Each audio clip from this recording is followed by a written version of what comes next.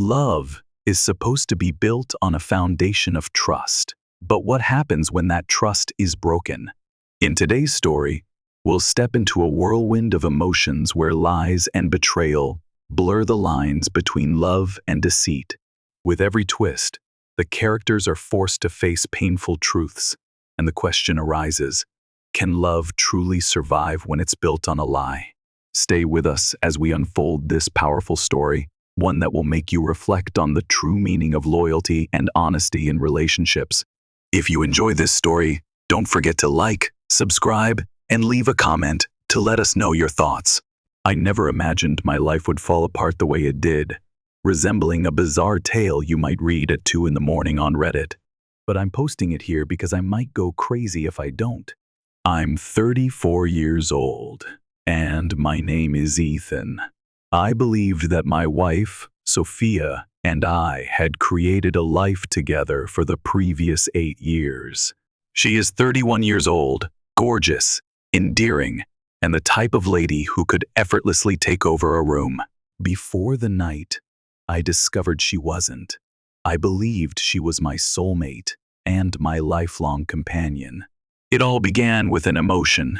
It was a steady, gnawing feeling that something was wrong, rather than a sudden, acute agony. When you start to notice little details, like how she would move her phone screen aside when I passed by, or how her text notifications abruptly stopped working, you know that quiet paranoia. Yes, that. I initially persuaded myself that I was overanalyzing. Stress at work, paranoia. Perhaps I was simply acting insecurely. However, hushed phone calls in the middle of the night are not explained by insecurities. I recall the instant when everything fell apart. Her phone flashed up on the kitchen counter while I was on the couch, reading about betrayals in relationships on Reddit, ironically. She was taking a shower. My eyes caught the preview, but I wasn't attempting to pry. I already miss you. Tonight was incredible, said unknown number. My stomach turned over. My hands became icy. I gazed at the message, attempting to make sense of it. Perhaps there was a miscommunication. It might have been a friend, but no friend ever says that. I heard the water shut off, and my heart hammered against my ribs. I hurriedly put the phone away and acted as though I was absorbed in my screen. With her hair damp and a gentle grin on her lips, she left wearing a towel. I tried to observe her from a different perspective by closely observing her. Had her ability to lie always been this strong? I had trouble sleeping that night, knowing that she had been with someone else only hours before. I lay next to her and listened to her breathing. One thought stood out above the rest in my racing mind. Who the hell was he? I got to work digging the following day. I had to know the truth, even if I didn't want to be that person. So, while she was taking a shower, I did something I never would have imagined doing. I looked through her phone. She used the same passcode. Simple. And I was broken by what I discovered. Messages were present. There are hundreds of them. A man called Jason was actually concealed under the contact name Lily, a colleague. Not only were the texts flirty, but they were also honest, unvarnished, full of late-night confessions and promises, dates, locations, and activities they had engaged in. She had never done such things to me. I was physically sick. As I scrolled through the photographs and voice messages, her voice, the same voice that had whispered, "I love you" to me, I saw things intended for someone else. And my hands began to shake. Before she saw, I returned the phone. I hoped she would hear my heart thumping above the sound of the shower. That's when I realized my love, my marriage, and my trust had all been false. However, I had no intention of confronting her. Not quite yet. No, I intended to take the long view. At that point, I decided what to do. I intended to ruin both of them. Those were the most difficult days of my life. It was agonizing to wake up next to her knowing that she had been with someone else. Everything felt phony now, like a poorly practiced play. Every kiss, every "I love you" every casual touch. However, I prevented her from seeing it. No, I did my share. I grinned. I chuckled. I bid her good night and good morning with a kiss. I behaved as the loyal husband I had always been. She didn't show it if she saw anything unusual. Perhaps she assumed I was simply exhausted. Perhaps she assumed I wouldn't suspect anything. However, I did. I was going to make sure she felt bad about everything. The initial action? Collecting proof. Knowing she was cheating wasn't enough for me. I needed evidence. So I began to listen, each and every detail. At 7 p.m., when she left the house for yoga class, she wasn't in the studio when I looked up the address on her phone. She was in a downtown hotel. When she arrived home from work meetings late, there were no meetings planned on those days, so I looked through her emails. When she gave me a smile as if nothing were wrong, I suppressed the anger that was simmering behind my skin, because I didn't want to get angry. I wasn't going to hurl stuff or yell. That's what she would anticipate. He would anticipate that. I was going to be more intelligent than that. I got to work on my research. I examined YouTube videos on how to find cheaters, read Reddit threads, and even, just in case, I casually sought legal advice. I became as knowledgeable as possible about the game's gameplay. Then, I took the initiative. Examining the situation, I never would have imagined that I would send Jason a message from her phone one night while she was taking a shower. Me playing Sophia. "Hey, are you free to speak? Something doesn't feel right." He responded almost immediately. "Jason, what's the matter, sweetheart?" I tightened my jaw. Sweetheart. He referred to her as Babe, my spouse, the woman I believed to be mine. I had to take a breath. I had to keep it together. "I feel guilty," I typed. "What happens if Ethan learns?" I waited. The dots showed up, then vanished. Then it reappeared. "Jason, he won't." "We exercise caution." "I take it you adore me?" I gazed at the display.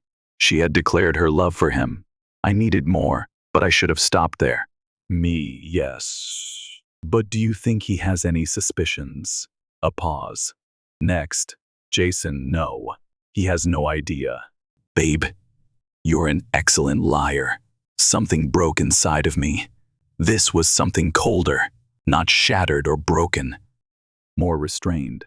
I typed back, "You're right, of course. He has no idea at all." I then erased the exchange.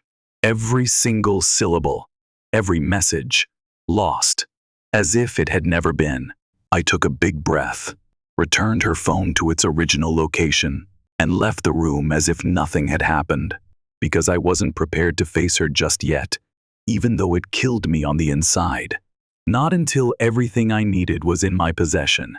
The configuration, I was aware that I couldn't do this by myself. I required assistance, someone who was skilled in obtaining solid proof. So I gave Ryan, my best friend, a call. Since college, Ryan and I had been buddies. He was the type of man who would always support you. He didn't hesitate to tell me what was going on. He said, "Tell me what you need."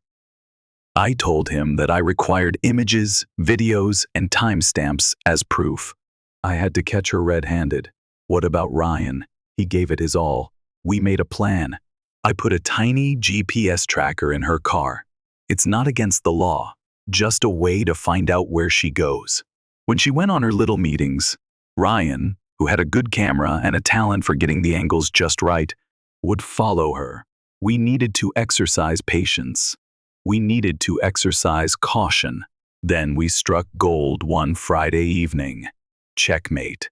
When Sophia informed me that she was going to dinner with the girls, I grinned, gave her a farewell kiss, and even advised her to enjoy herself. After that, I looked at the tracker. She had no intention of going to a restaurant. She was on her way to his house. Ryan was waiting there already. I have a camera. And what did he catch? It was worse than I thought it would be. Not merely a kiss, not merely a hug, complete unquestionable betrayal. That evening, I received the photos. Something inside of me died silently as I saw them. It was this. My marriage ended because of this. But I had one last task to complete before I set everything on fire. I intended to give her the impression that she got away with it. I was going to put her at ease. I was going to ruin her when she least anticipated it. That evening, I sat on our couch and gazed at the photos that Ryan had sent me.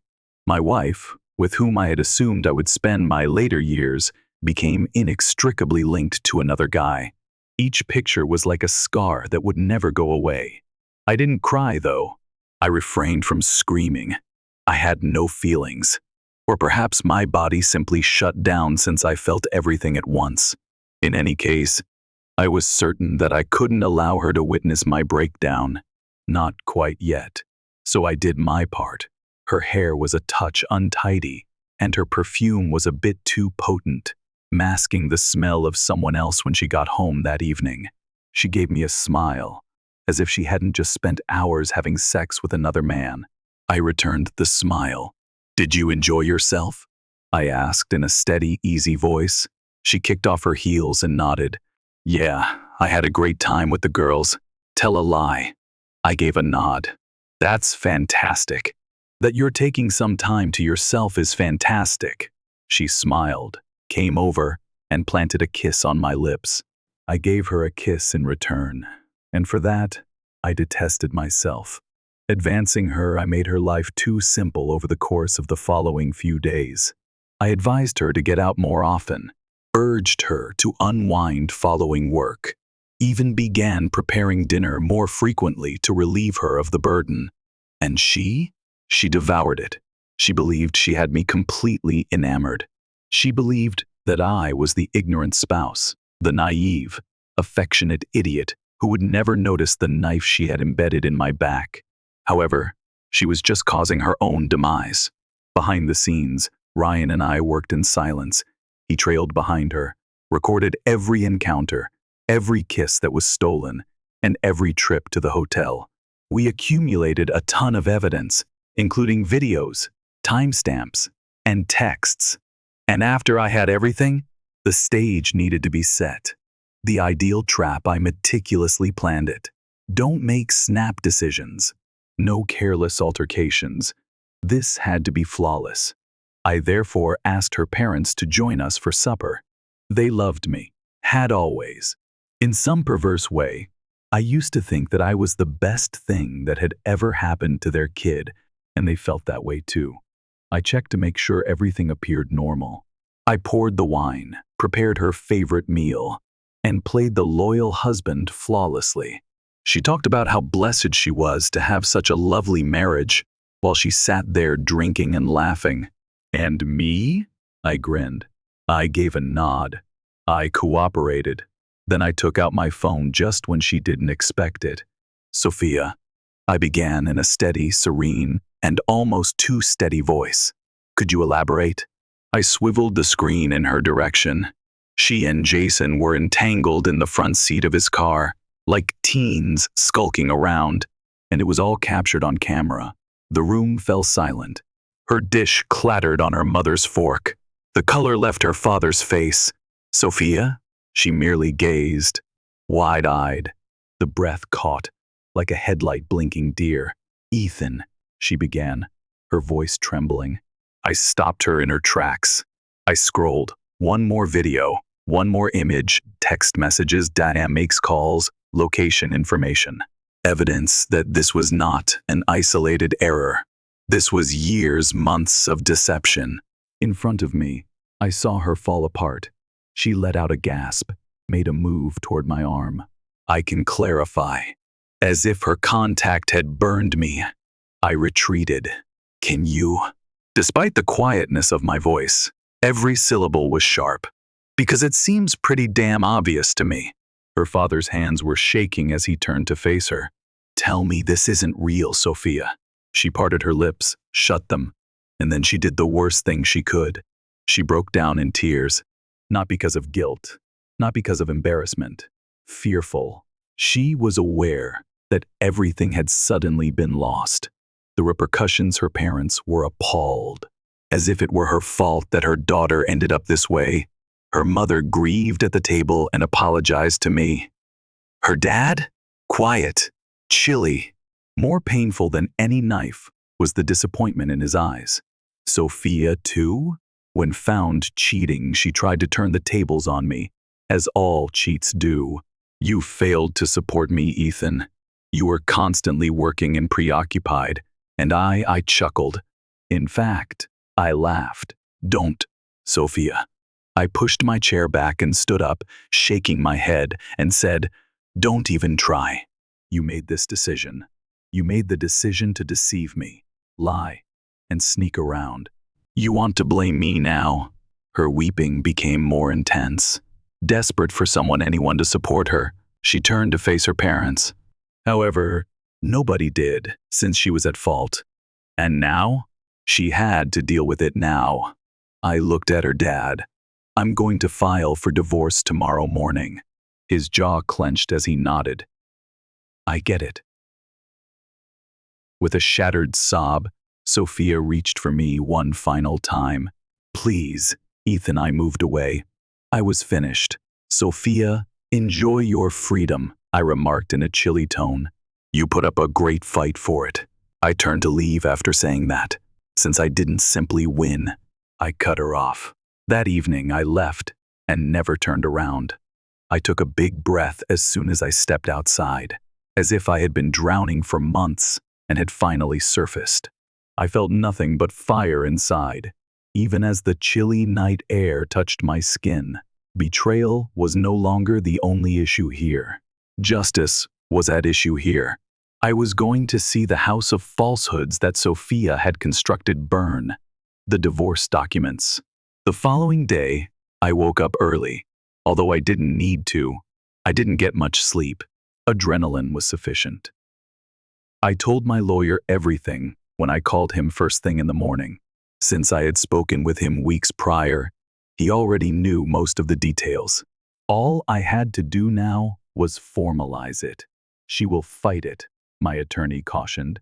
I understand, I answered in a firm voice.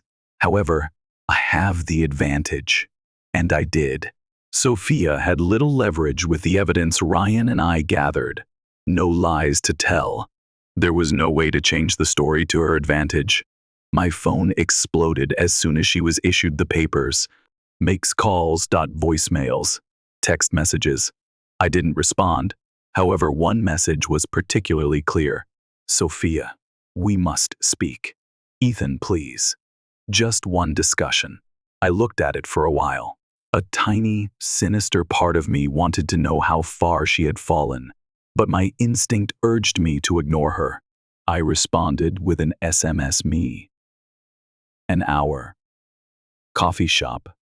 A public setting. She concurred. The gathering, I hardly recognized her as I entered the coffee shop. She had lost her normal self-assurance. She was crying, and her eyes were puffy and red. She appeared diminutive. And me? I had no feelings. As soon as I sat down, she began to speak. No hesitation, no welcomes. Her voice was shaking as she said, Ethan, I know I messed up. I didn't think. I was self-centered. I hate ruining everything more than you can imagine. I merely gazed. Allow her to reveal all of her justifications and hesitant apologies. She said, I miss you. I miss us. I crossed my arms and reclined in my chair. You're missing me, I clarified. I'm not missed by you. You would still be skulking around and lying to my face. If Jason hadn't been apprehended, don't act as though this is about love. She winced, turned away. She said, I don't even love him. I was simply bored, lonely. You were my home, Ethan, but I messed up. I cherish you. I chuckled. A dull laugh, devoid of humor. You adore me? I gave a head shake. You ruined me, Sophia. You created a whole existence around your lies, not simply cheating.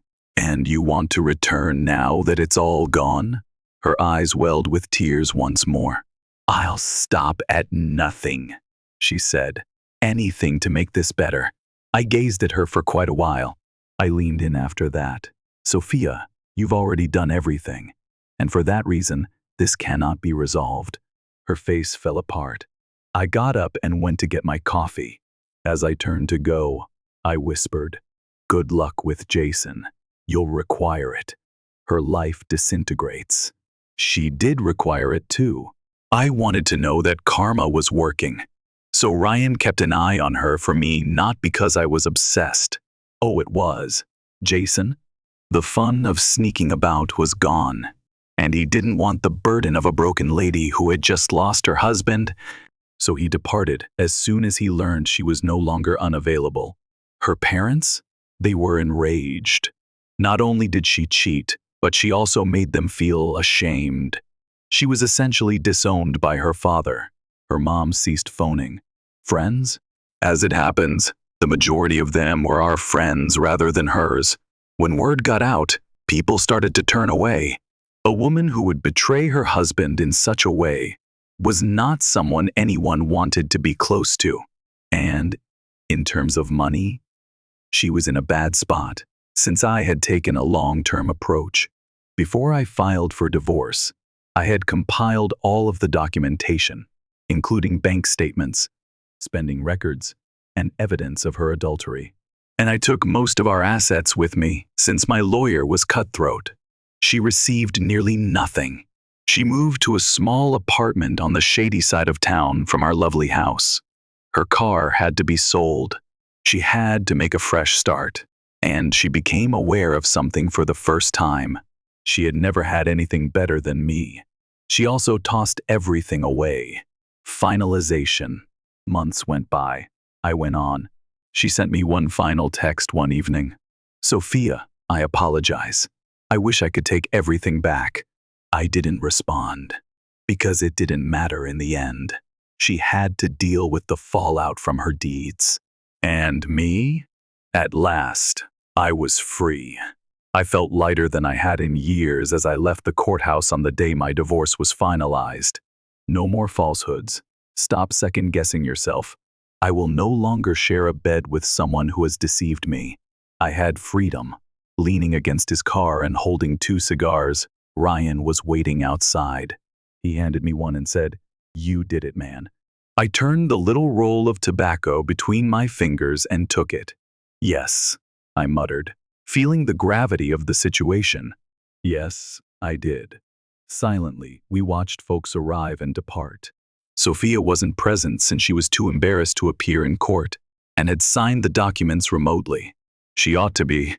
A second later, Ryan grinned. "Now what?" I rolled my shoulders back and exhaled slowly. Now, I begin anew. A fresh start. It was difficult to start over. The initial weeks were odd. I wasn't accustomed to sleeping by myself, wasn't accustomed to entering a vacant home. Sophia had been the center of my existence for so long. What she desired, what brought her joy. Right now, I was alone, and that didn't feel like a horrible thing for the first time. I spent more time at the gym, started going on hikes. I wasn't in a rush, but Ryan tried to pull me back into the dating scene by dragging me to bars. I wanted to live my life without concern about other people. However, life had a peculiar way of going on. I met a person one evening, getting to know Emma. It wasn't prearranged. It wasn't a momentous occasion worthy of a film. A woman took a seat at the table next to me when I was at a coffee shop using my laptop. She had sparkling green eyes, auburn hair, and an unmistakable serene assurance. She arched an eyebrow when she saw that I was staring. "Do you require something?" I shook my head and laughed. "No. I was just curious whether you terrify strangers this easily all the time." She grinned. "Only those who gaze for too long." I laughed at that. Emma was her name. Like me, she was sardonic, a graphic designer, and recently unmarried. For the first time in a long time, I forgot about Sophia while we spoke for hours that day. I put the hurt, the betrayal, and the rage behind me. Emma didn't bounce back. She didn't divert attention. She was unique. That pleased me.